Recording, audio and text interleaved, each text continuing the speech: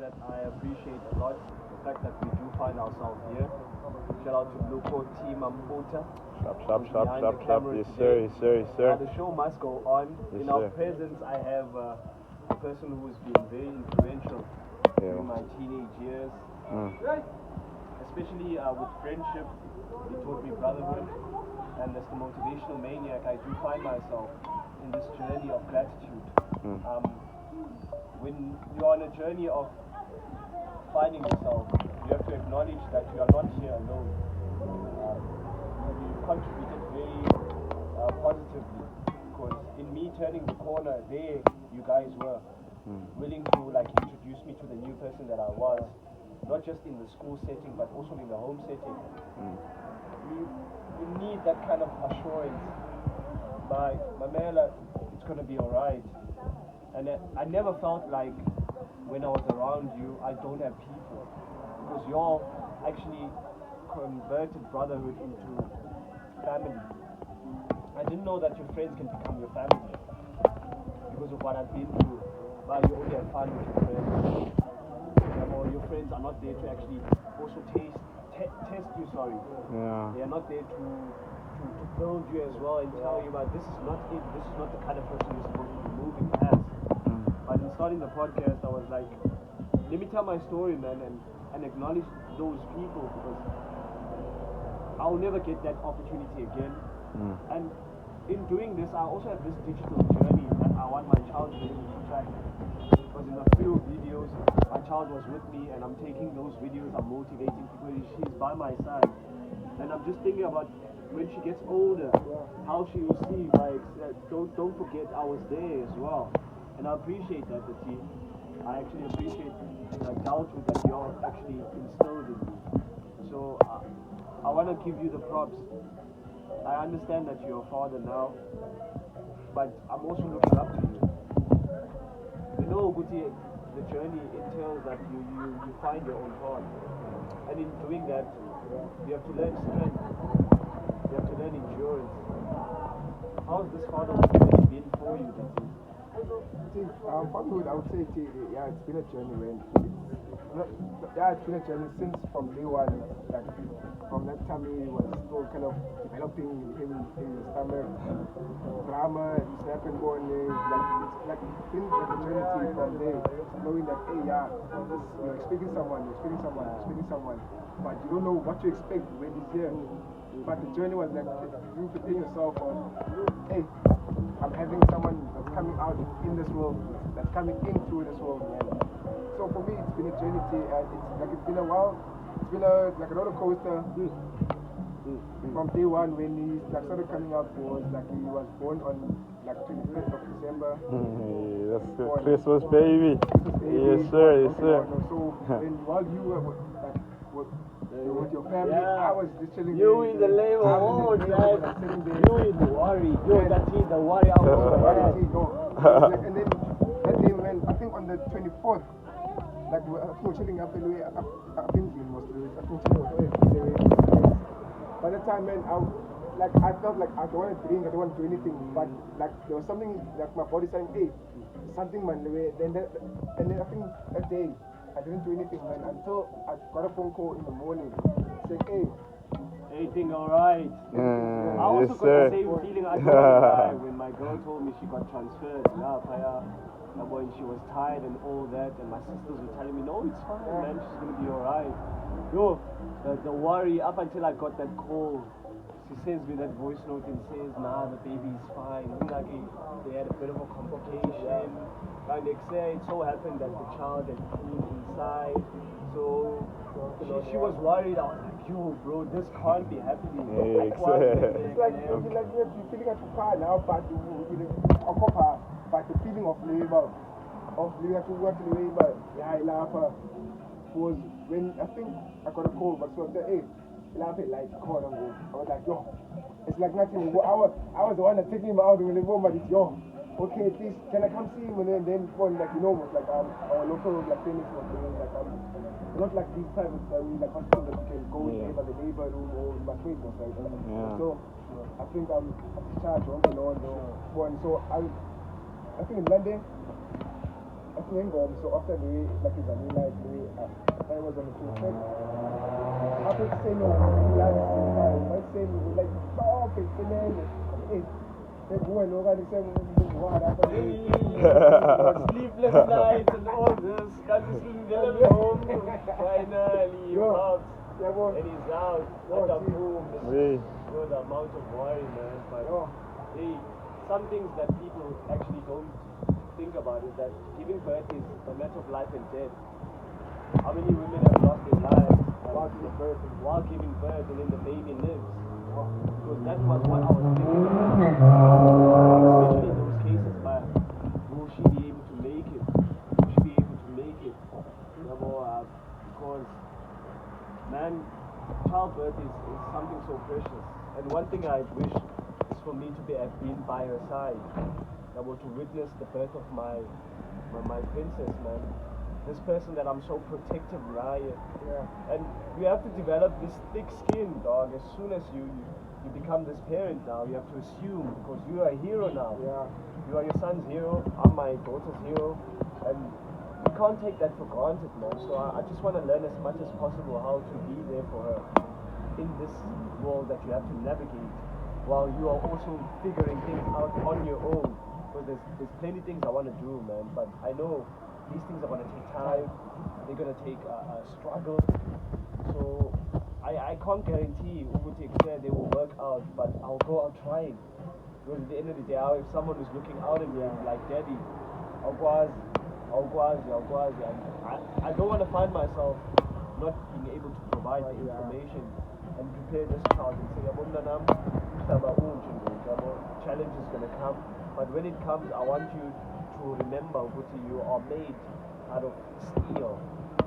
You are made out of steel. You come from greatness, because the parent is so important in instilling confidence in the child. The teacher, the parents are the two most influential people in a child's life. Yeah. So imagine you don't put in confidence in your boy to say, at a young age. And then that child grows up and a low self-esteem. And that's what's happening. Kids are a representation of the parents. Yeah. So around, so I just want to be that pillar of strength. The first guy she actually falls in love with must be daddy. I know, I'm only preparing my daughter for the guy who's going to marry her. So when I hand her over, I'll make sure she knows how to take care of herself and all those things. I'll never teach my child to depend on another man. Yeah. Because Young Indo must be about partnership. Yeah. It's about growth. Not in a position of dependence where she stays with this man because there's A, B, and C. Then when he decides to say, I don't want you, she can't feed herself, she can't do zongas, then not that kind of position. Because I see it as a blessing. My sisters were able to cook at 10 years old. And that's supposed to be normal, but what does a 10-year-old do now? They're on TikTok, doing dance challenges. They can't even fry an egg. And yet my sister was doing it for the whole family. Peeling! Even peeling, bro! Now, on a 12, you tell them, hey, go wash dishes. Hey, they will first kind of look at you like, it's like that are you talking to me? Like, you damn 12 years old, you're supposed to be washing dishes and doing that. Now,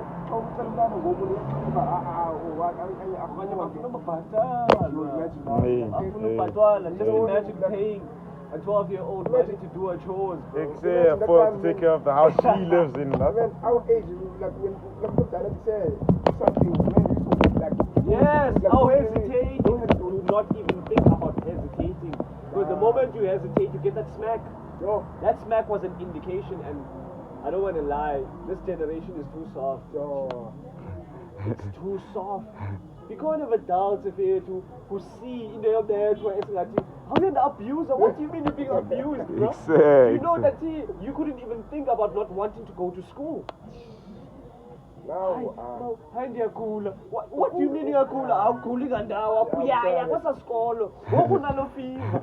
And you wake up and we accept because why, say anything, when you wake up, especially contract say for esikolweni what's transport hayi online or even if ukuse bukhona afuni kodwa you'll go man because why you know Kali, now you see now why your mom is only used to push you every morning but wake up go to school do the same thing come back because why we would like they were teaching us something team to for the future now we can do that to our children teach them what we've been taught because imagine if our parents didn't teach us of what they were taught we wouldn't be here it's even harder for those parent-led homes. I just saw on the news yesterday. Funny enough, I don't usually watch the news but because I'm a neutral for time.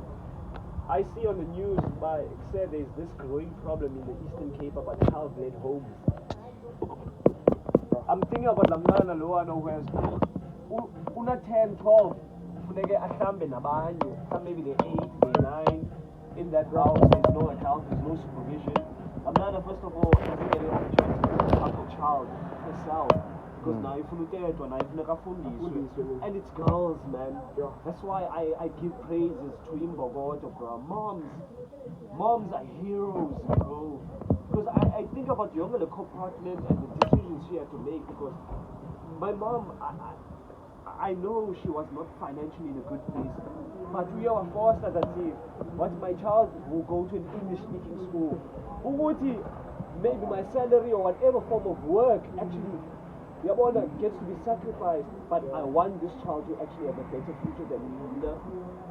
But I have to put in Kudegeka from then onwards and pass something valuable. It's also to my siblings, man, for them to realize we come from greatness. So my sacrifices were for this. So it's all about Kudegeka. We cannot forget how far we've come. Every time I want to give up, I look back and I see how far I've come. And I realize that if I had prevailed over the things that at one point I thought I couldn't prevail over, then I'm not here. I'm still dealing with the fact that my mom is not here, but my mother visits me in my dreams. I don't want to lie. There are days where I would see her, but I like to see her smile. And then I would have a super awesome day that I would go live, I would edit, I would do all of these things that are helping me. And I feel like if I tune myself more and more into her energy, because my mom was about love, whatever she was going through, she had to shield us from that pain. And then much later on I see, but whatever she was going through, she made sure that my kids were loved, my kids were fed. But like this woman, I don't understand. Some days we would eat food, literally food. You would think there's beef, but there's no beef. It's how they love food of how they go. If I wanted her love, I would feed it through ukutya kwakhe. She would turn scraps into something unbelievable. Ikwenza lana who appreciate that you might not have much, but here is what she has to offer. Tell me, just in closing, how your mom means to you. Yo, bro, so my mom means a lot to me. She's from day one of the beginning of spending time more with her. I would say she was the pillar of my faith. From primary school to high school until I went to matric, she was there. Whatever, even if I would go out with my friends, even if she didn't have much, but to make sure that son ask me something, I need to make sure whatever I do, I need to provide for him. So I would say my mom is like this one person she's the king, man. I'd say king in the way of she's everything in the way of so be your platform, whatever, even if I'm a young man. But I also try to also understand because I'm still a son. Yes, man, yes. Our parents were very old. Like no matter what our parents were very old, go through fight to what, but at the end of the day, you still know that's your mother. Even if you go down, whatever you're gonna ask, you're gonna take off the head, hey Oleti, and call man. End of the day she must say apologize in the way of she's gonna accept you for right. End of the day she's your mother. So my mother, man, she's been a lot, and now now she's becoming like a granny of, I think she's a granny of 3. Yeah, bro. Beautiful, bro. So for her of late, she's getting older and older now. At least now she's having more like young ones now to take care of now. You see now, then The also responsibility yeah, trickles responsibility, down trickles now. see of, But the thing I love about mothers is the fact that they have this huge experience that they have to pass down. She has to put on a grandmother hat, a mother hat, you see that? a sister hat, because she also has siblings and Yeah, bro. she has to be a church person and all these roles. But the way women make it look easy. Oh man, and woman makes it very easy the way like not easy, like not easy. This nurturing stuff is No. actually, it But- comes But when it's us naturally. now, it comes up now taking care of our babies, like, hey, but the mother of the child went through this, but what am I doing wrong now? Am I doing bad? Or even the food, man, of how you do the food for a baby, man, like, you first taste like, hey, I don't think this is the way of. Yeah, her mother how doesn't do it yeah, like that's this. so in the way of. Oh, yathanda wena iqina lento khalela amanzi nje kancane uthi please. But in the day, we learn, man, we learn. In the day, that's where we learn. Always have that kind of that open-minded of learning more things, you know. So in other words, man, I would say our mothers, man, will always be there. A mother, man, so I say a mother will always know their son, even if you go through bad things. She will see in your face of, my child is not good. Because why she knows you. Because why she's the one that fed you that 9 months until now. So she knows even if you're hiding a man, even if you're still a big man, your mother will still know what my son is Tell going you through. about She'll tell you, one thing I didn't see what yeah, you're you going see. through. So even if you hide things, man, your mother will always see something. Because why? She's the mother. She knows you. Because why? She knows you from small until now. Because she was there for you since from like. From day one, From day one. She was there in the journey with you. Your mother do play a big role, man. No, I love that. The reason why I ask a lot about mothers, man, is because we need to protect these queens, man. These queens are holding the homes intact, dog. Many men don't want to admit homes are still standing because of women. And this is my boy, they don't even get praised. They don't get credit, but they still do it. They still do it. Because at the end of the day, if abayenzi ngubani ozayenza? Who would do it?